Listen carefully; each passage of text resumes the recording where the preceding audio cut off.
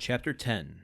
The King's Closet at the Tuileries. We will leave Villefort on the road to Paris, traveling, thanks to trebled fees, with all speed and passing through 2 or 3 apartments, enter at the Tuileries the little room with the arched window, so well known as having been the closet of Napoleon and Louis XVIII, and now of Louis Philippe. There, seated before a walnut table that he had brought with him from Hartwell, and to which, from one of those fancies not uncommon to great people, he was particularly attached, the King, Louis XVIII, was carelessly listening to a man of 50 or 52 years of age, with gray hair, aristocratic bearing, and exceedingly gentlemanly attire, and meanwhile making a marginal note in a volume of Gryphius's rather inaccurate but much sought-after edition of Horace, a work which was much indebted to the sagacious observations of the philosophical monarch.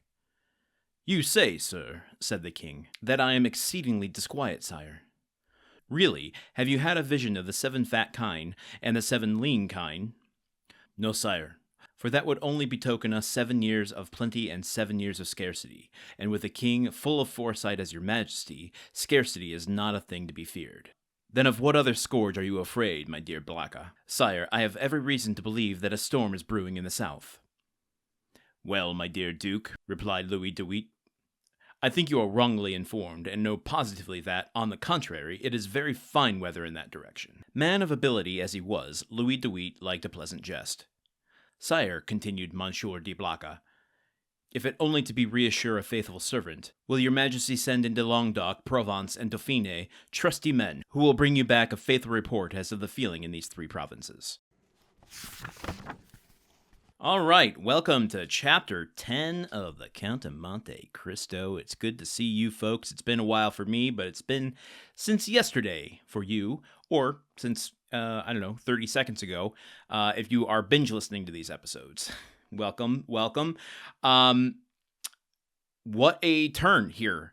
We talked a little bit at the end of last chapter how Dumas was writing these stories in volumes, and how it seemed at the end of chapter 9, he was placing everyone in position as if to say, next time on the Count of Monte Cristo. And now we're starting, like, say, season 2 with all new characters and all new situations.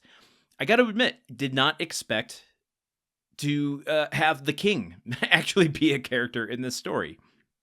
But here we are. The story is full of surprises. Couple announcements. This is very exciting. A listener who asked to remain anonymous, though I'm sure, knowing him, he wouldn't be too opposed to me stating his name, but I'm gonna respect his wishes. Reached out, got me a copy of one of the out of print biographies of Alexandre Dumas. So we will be reading that along with this story so that we can get a better understanding of the author himself. That is very exciting to me. I just had talked about recently how hard it is to find any information on this guy. So we have that to look forward to. I have not started it yet, but I will soon. Secondly, let's go into some historical and geographical context here. We had to do that at the beginning of the last part of this, talking about Marseille, talking about, the bars that they're going to, the Catalans, the Chateau d'If, all of these things. We're now in a different part, right? So we're talking about the Tuileries Palace, and this is located in Paris. And there's a whole friggin' history to this about the king leaving his original, was it castle? Do all kings live in castles, palaces? Wherever the monarch was initially situated, eventually fled that, and due to, well, listen, I'm not a historian here. I'm paraphrasing things that I've heard, that there was a big push for the king to reside in Paris along with the people that he's ruling so that he could be closer to their demands and stuff. So the Tuileries Palace is in Paris after that huge transition happened during the Revolution. And because the chapter is called, the closet, the king isn't sitting here actually in a physical closet. This is more like a private study. A place off of the, main areas of the palace in which the king can do some private business and not like a water closet private business, but like a den, where you get your little quill and ink and you do some writings, In fact, that's what he says here, that he was making a marginal note in a volume of Gryphius's rather inaccurate but much sought-after edition of Horace. So he is doing some private studying for himself, No one's demanding this of your king, but this is what you're getting. The king is just making some marginal notes in some literature for his own edification. King's got to cut loose too sometimes. All right, listen, we're going to continue here with Chapter 10 tomorrow.